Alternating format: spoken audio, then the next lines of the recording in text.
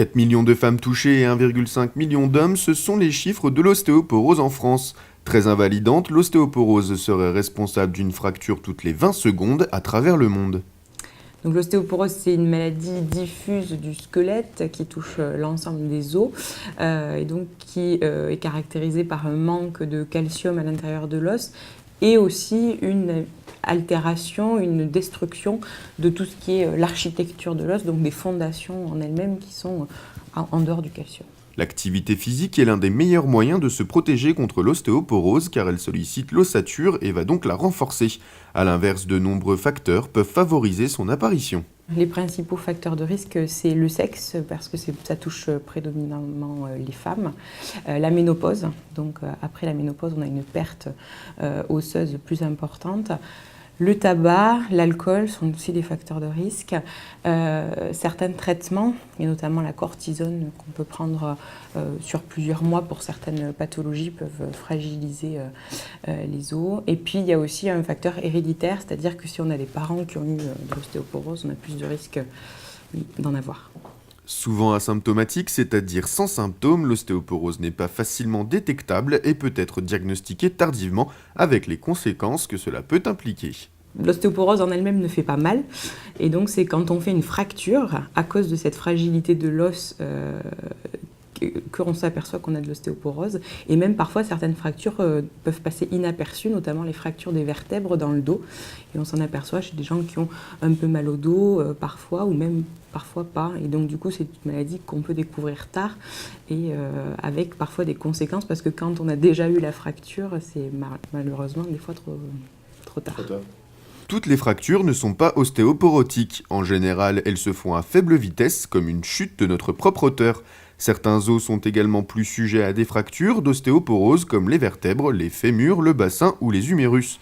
Une fois diagnostiqués, des traitements existent en parallèle d'une limitation des facteurs de risque. Dans un premier temps, il faut limiter les facteurs de risque, donc les patients qui fument, les patients qui consomment de l'alcool, essayer de réduire les consommations à risque, les patients qui ont des traitements favorisants, savoir s'ils sont vraiment nécessaires ou pas.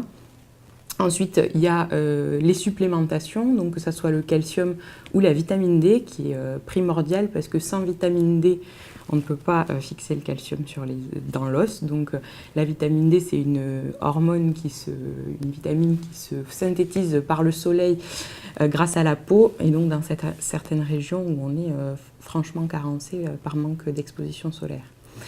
Ça, c'est les premières choses.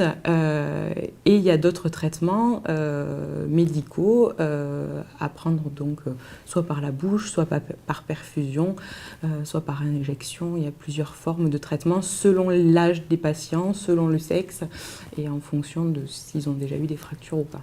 En cas de fracture ou d'ostéoporose supposée, le mieux est encore de consulter son médecin traitant qui vous orientera vers un spécialiste. Et attention, l'ostéoporose peut être dans certains cas plus grave qu'on ne pourrait le croire. Le principal risque, c'est la fracture, parce qu'on sait que les fractures, que ce soit la fracture du col du fémur ou les fractures vertébrales, peuvent avoir un fort mauvais pronostic, à la fois en raison de douleurs chroniques, quand c'est des douleurs de vertèbres. On peut avoir des gens qui sont très invalidés par des douleurs de dos, qui ont une vie sociale qui va complètement se réduire parce qu'ils ne vont plus oser sortir de chez eux, être très douloureux, plus arriver à se lever de leur lit. Donc ça peut être très gênant sur le plan psychique et sur le plan de la douleur. Et puis on sait aussi que les fractures, par exemple du col du fémur, ont une grosse proportion déjà de mortalité, parce qu'on sait que chez les patients âgés qui vont se fracturer le col du fémur, on peut avoir des complications dues à l'alitement prolongé du fait de la fracture et souvent de décompenser des états un peu fragiles de personnes âgées. Donc, et puis il peut y avoir des complications, des fractures directes. Donc c'est vrai que c'est surtout les complications des fractures qui vont nous embêter dans l'ostéoporose. Une réaction ? Un témoignage ? Commentez ce reportage sur dijonsanté.fr.